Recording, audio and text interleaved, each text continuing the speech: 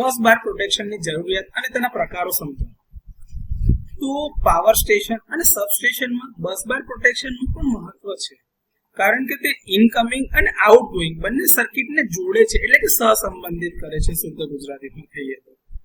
હવે બસ બાર પ્રોટેક્શનનું મહત્વ એટલા માટે પણ છે કારણ કે જો બસ બાર પર કોઈ ફોલ્ટ થાય અથવા તો ખામી સર્જાશે તો પાવર સિસ્ટમ આખી તમારી ફેલ થઈ જશે, કારણ કે ઇનકમિંગ અને આઉટગોઈંગ લાઈન બંને બંધ થઈ જશે, ત્યારે બંને બ્રેકર ઓપન થઈ જશે. બસ બાર, સર્કિટ બ્રેકર અને આઇસોલેટિંગ સ્વિચનો સમાવેશ બસ બાર પ્રોટેક્શનના એરિયામાં થાય છે.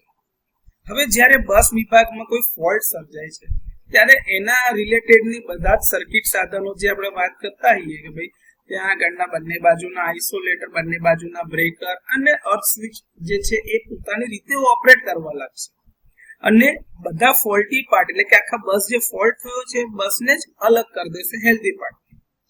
એટલે બધી બસ પ્રકારના પ્રોટેક્શનની યોજના આ રીતે ઓપરેટ થશે. એક વસ્તુ અહીંયા જાણવા જેવી છે કે દરેક બસ પ્રોટેક્શન સ્કીમ એ અર્થ ફોલ્ટ માટે ડિઝાઇન કરવામાં આવેલી છે.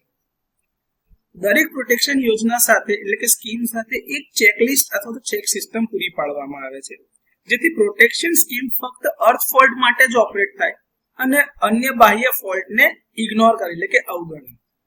આ બસ બારના પ્રોટેક્શન માટે બે પ્રકારની પ્રોટેક્શન સ્કીમનો ઉપયોગ કરવામાં આવે છે જે વ્યાપકપણે વપરાશે. એમાં એક છે ફ્રેમ લીકેજ પ્રોટેક્શન અને બીજું છે સર્ક્યુલેટિંગ કરંટ પ્રોટેક્શન.